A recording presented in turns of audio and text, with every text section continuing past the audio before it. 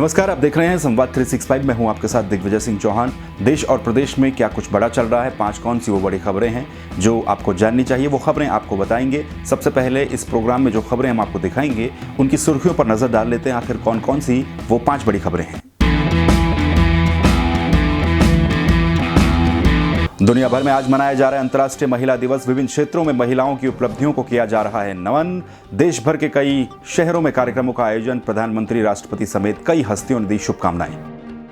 संसद के बजट सत्र का दूसरा चरण आज से शुरू। हंगामेदार रह सकता है सत्र। 5 राज्यों में विधानसभा चुनाव के चलते सत्र में हो सकती है कटौती। उत्तराखंड में राजनीतिक उठापटक के बाद रविवार को गैरसैंण पहुंचे मुख्यमंत्री त्रिवेंद्र सिंह रावत। बीजेपी जिला अध्यक्षों के साथ की बैठक। सरकार के 4 साल पूरे होने पर राज्य में मनाया जाएगा जश्न। लच्छीवाला में होगा बड़ा कार्यक्रम। सरकारी नौकरी की तैयारी करने वाले युवाओं के लिए खुशखबरी। राज्य में जल्द शुरू होगी एसआई और पुलिस कांस्टेबल भर्ती प्रक्रिया। पिथौरागढ़ पहुंचने पर डीजीपी अशोक कुमार ने दी जानकारी। और उत्तराखंड में मौसम ने एक बार फिर से बदली करवट। राजधानी देहरादून में देर रात को आंधी के साथ हुई बारिश। कई ऊंचाई वाले इलाकों में बर्फबारी भी। तो आज 8 मार्च है, अंतर्राष्ट्रीय महिला दिवस। आज है अंतर्राष्ट्रीय महिला दिवस की आप सभी लोगों को शुभकामनाएं। दुनिया भर में अंतर्राष्ट्रीय महिला दिवस इसलिए मनाया जाता है ताकि महिलाओं को उनकी उपलब्धियों पर उनका सम्मान किया जा सके और विभिन्न क्षेत्रों में उनका उत्साहवर्धन किया जा सके। तो दुनिया भर में अंतर्राष्ट्रीय महिला दिवस मनाया जा रहा है, भारत में भी मनाया जा रहा है। प्रधानमंत्री नरेंद्र मोदी, देश के राष्ट्रपति समेत कई बड़े नेताओं ने ट्वीट करके अंतर्राष्ट्रीय महिला दिवस पर शुभकामनाएं दी हैं। इसके अलावा भी कई शहरों में, कई राज्यों में कार्यक्रमों का आयोजन होना है। उत्तराखंड में भी कई कार्यक्रम आयोजित होंगे। कार्यक्रम में मुख्यमंत्री त्रिवेंद्र सिंह रावत भी शिरकत करेंगे। तो सबसे पहले न्यूयॉर्क में सन 1909 में अंतर्राष्ट्रीय महिला दिवस को मनाया गया था। ये तब अंतर्राष्ट्रीय नहीं था, लेकिन बाद में अंतर्राष्ट्रीय हुआ। आपको हम ये भी जानकारी दे दें कि एक समाजवादी कार्यक्रम के रूप में इस कार्यक्रम को वहां पर मनाया गया था। 1917 में सोवियत संघ ने इस दिन को एक राष्ट्रीय अवकाश घोषित किया। इसके बाद आसपास के देशों में यह फैल गया। अमेरिका में सोशलिस्ट पार्टी के आह्वान पर यह दिवस सबसे पहले 24 फरवरी 1909 को मनाया गया। इसके बाद यह फरवरी के आखिरी इतवार को मनाया जाने लगा। 1910 में सोशलिस्ट इंटरनेशनल के कोपेनहेग सम्मेलन में इसे अंतर्राष्ट्रीय दर्जा दिया गया, यानी कि 1910 में इसे अंतर्राष्ट्रीय का दर्जा मिला। और इसके बाद इसका प्रमुख ध्येय महिलाओं को वोट देने का अधिकार दिलवाना था, क्योंकि उस वक्त अधिकतम देश ऐसे थे जहां पर महिलाओं को वोट देने का अधिकार नहीं था। और आखिरकार सन 1921 में अंतर्राष्ट्रीय महिला दिवस की तारीख 8 मार्च फिक्स कर दी गई, यानी कि 1921 से इसे एक तरीके से प्रॉपर रूप से मनाया जाने लगा। और तब से लेकर अब तक लगातार ये जारी है। हर साल थीम तय की जाती है और उस थीम के मुताबिक अंतर्राष्ट्रीय महिला दिवस को मनाया जाता है। लेकिन इस दिन को सिर्फ मनाने तक ही सीमित नहीं रहना चाहिए। महिलाओं के प्रति आदर, महिलाओं के प्रति सम्मान और उनका उत्साहवर्धन सभी को करना चाहिए। सिर्फ एक त्यौहार तक ही या फिर एक दिन तक ही ये दिन सीमित न रह जाए, इसके लिए भी आम नागरिकों की भी इसमें आम नागरिकों का भी कर्तव्य बनता है, ताकि जो महिलाओं के प्रति आप सम्मान प्रकट कर रहे हैं वो उस मुकाम तक पहुंच भी पाएं। तो चलिए अब बात कर लेते हैं संसद के बजट सत्र की। संसद के बजट सत्र का दूसरा चरण आज से शुरू हो चुका है। ये सत्र हंगामेदार रह सकता है, ये अनुमान भी जताया जा रहा है। जिस तरीके से संसद के बजट सत्र का पहला चरण हंगामेदार था, उसी तरह से यहां पर भी स्थिति रह सकती है।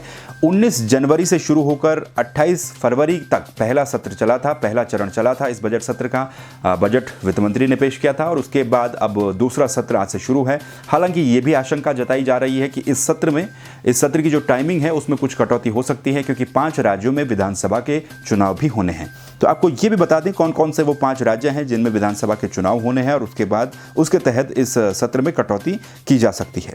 तो बजट सत्र का दूसरा चरण 8 मार्च यानी कि आज से और 8 अप्रैल 1 महीने तक चलना है। लेकिन इसी बीच तमिलनाडु, पश्चिम बंगाल, केरल, असम और पुडुचेरी में 27 मार्च से 29 अप्रैल तक विधानसभा के चुनाव होने हैं। ऐसे में ये सहमति आमतौर पर बन रही है कि इस सत्र की अवधि को कम किया जाए, क्योंकि इन 5 राज्यों में विधानसभा के चुनाव होने हैं। चलिए अब उत्तराखंड की बात कर लेते हैं। उत्तराखंड में शनिवार का दिन राजनीतिक हलचल के चलते और राजनीतिक उठापटक के चलते काफी सुर्खियों में रहा। नेतृत्व परिवर्तन की तमाम आशंकाएं व्यक्त की जा रही थी, लेकिन इन सब का खंडन आखिरकार कर दिया गया। रविवार को इस राजनीतिक उठापटक के एक दिन के बाद मुख्यमंत्री त्रिवेंद्र सिंह रावत एक बार फिर से गैरसैंण पहुंचे। गैरसैंण पहुंचकर मुख्यमंत्री त्रिवेंद्र सिंह रावत ने वहां पर बीजेपी के जो जिलाध्यक्ष हैं उनके साथ बैठक की। तमाम जिलों के जिलाध्यक्ष वहां पर मौजूद थे। उसके अलावा किसी को भी बैठक में जाने की परमिशन नहीं थी। तो इस बैठक में आखिर हुआ क्या? इस बैठक में यह तय किया गया कि 18 तारीख को जो उत्तराखंड सरकार के 4 साल का कार्यकाल पूरा होने जा रहा है उसको किस तरीके से मनाया जाए। ये कहा जा रहा है कि प्रदेश भर में जश्न मनाया जाएगा, विधानसभा वार जश्न मनाया जाएगा। कई तरह के कार्यक्रम आयोजित होंगे। मुख्यमंत्री ने ये कहा कि सरकार जो योजनाएं चला रही है उनको आम जन तक पहुंचाने के लिए इस तरह के कार्यक्रम जरूरी भी हैं और इस तरह के कार्यक्रम आयोजित भी किए जाएंगे। राजनीतिक हलचलें जब चल रही थी शनिवार को उत्तराखंड में, तो उसके बाद कयास लगाए जा रहे थे कि अब क्या होगा, लेकिन सन्नाटा रविवार को देखने को मिला।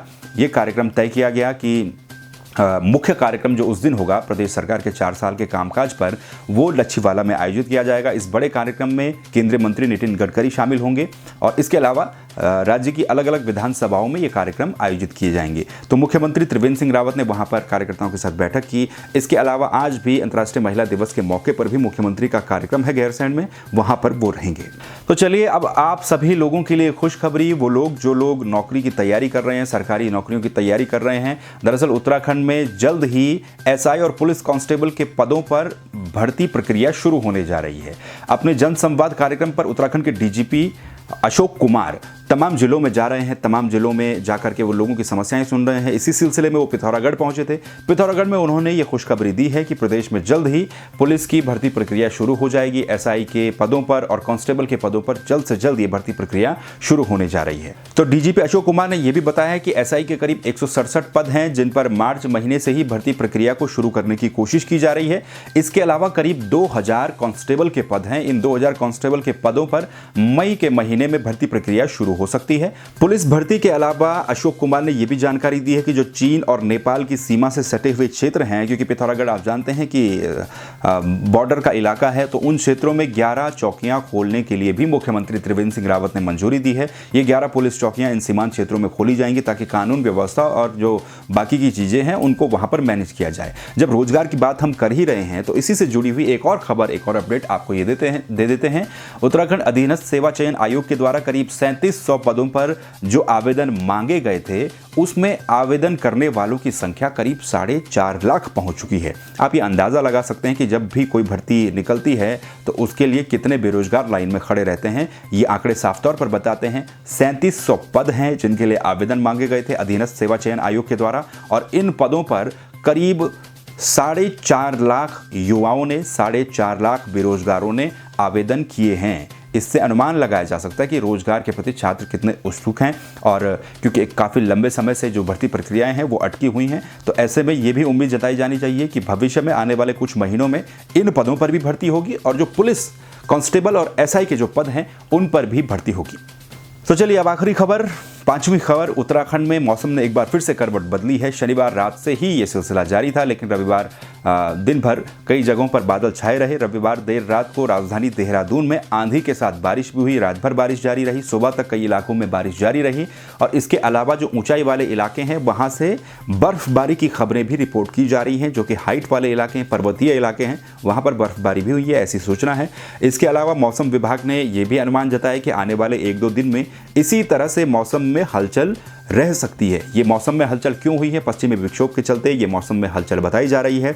आने वाले कुछ दिनों में बारिश हो सकती है। बिजली गरजने की संभावना भी मौसम विभाग के द्वारा व्यक्त की गई है, और ओले भी गिर सकते हैं कई जगहों पर, यह कहा गया है मौसम विभाग की तरफ से। और जो ऊंचाई वाले इलाके हैं वहां पर बर्फबारी की आशंका है। यानी कि जो पिछले कुछ दिनों में जो गर्मी का एहसास आप लोगों को हो रहा था वो अब थोड़ा सा कम हो सकता है, यानी कि थोड़ी सी ठंड वापस लौट सकती है।